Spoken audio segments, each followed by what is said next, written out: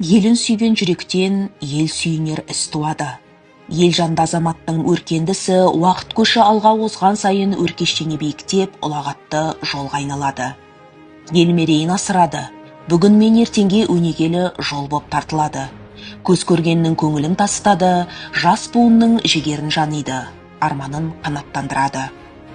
Қазақ кен өндірісінің қара шаңырағы Қарсақбай жерінде 1923 жылдың 9 мамыр күні Қарапайым әулеттің көз қуанышы болып дүниеге келген Мәкен атамыз адалдық, тазалық, адал еңбек жайындағы әңгімелерге бала кезден қанығып өсті. Кәмелетке жетіп бұғанасы бекіген сәттен бастап 16 жасынан еңбекке араласты.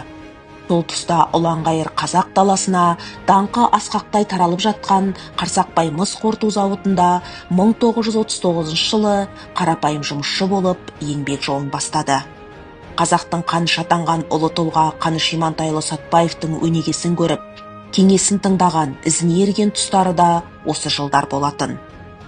Ел басына қатер төнгенде есендігін күйттеуді ездің ісіне балаған жігіттің қанында батыр бабалардың қаһарман рухы тойлады.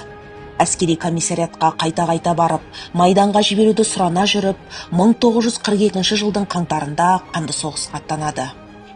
От пен оқтың арасында қан кешу сәттерді бастан өткерген майдангер атамыз 3 жыл 5 айдан соң туған жер төсіне, туған ел ортасына оралады. Қарапайым қазақ жігіті Мәкен Төрегелдиннің сұрапыл ұрыс саласындағы жанқияр қаһармандығын айғақтайтындай болып, омырауында 1 және 2 дәрежелі отан соғысы, Қызыл жұлдыз ордендерімен бірнеше медаль жарқырай оралады. Іскер азаматтың өрісті еңбек жолы жемісті жалғасын тауып жатты.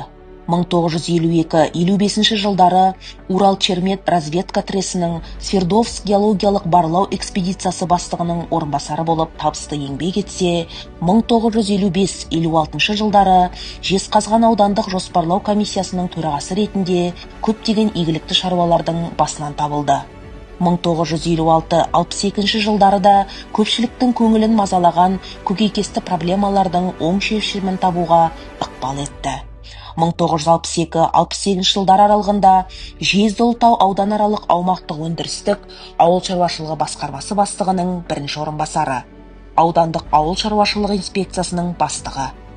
1968 жылы жаңадан құрылып, қой шаруашылығына бағдар ұстанған Жетіқоңыр кеңшарына директор болған кезеңде 45 жасар жігерлі басшы Мәкен Төрегелдин жас шаруашылықтың іргетасын қалаушылардың бірі болды.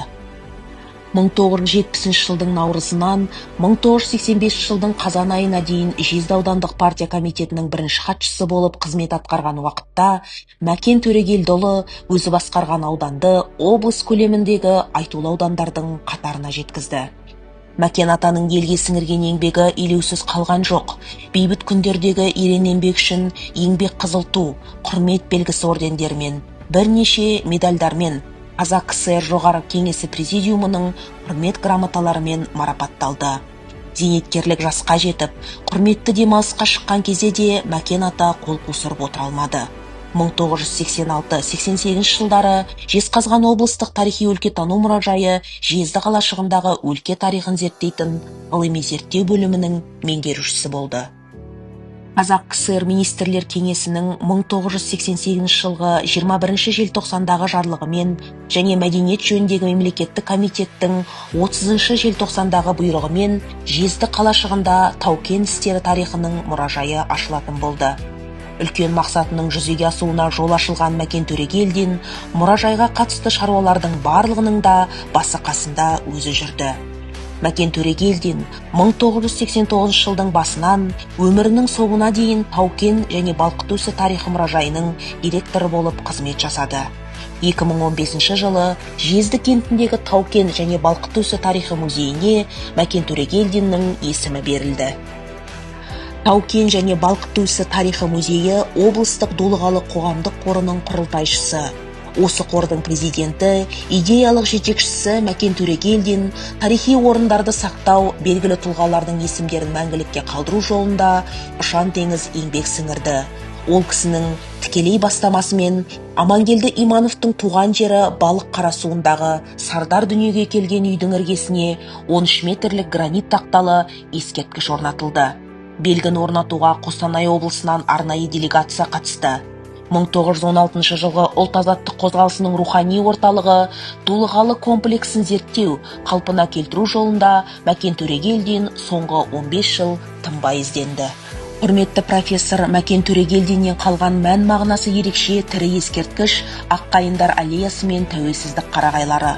Ұлы жеңістің 55 жылдығы құрметіне өзі бас болып, Жезді, Ұлытау, Қарсақбай төңірегіндегі көзі тірі ардагерлердің басын қосып, қасиетті Ұлытау бауырайынан қайың көшеттерін жеткізіп, музей ауласына 55 түп мәңгілік өмір орнатып кетті.